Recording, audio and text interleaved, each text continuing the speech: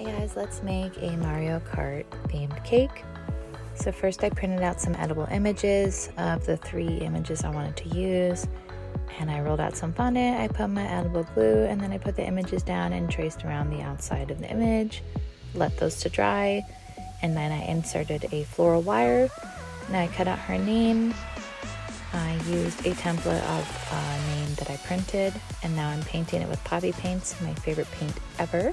It is on a piece of parchment paper so that the paint does not get on my work surface.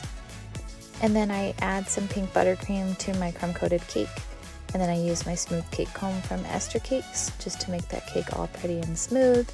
And then I cut out some white and black squares of fondant, and then I'm just adding them to the cake with my edible glue along with her name and the age. And then I cut out a piece of gray fondant for the top of the cake because this is going to look like the road, and this is what it looks like.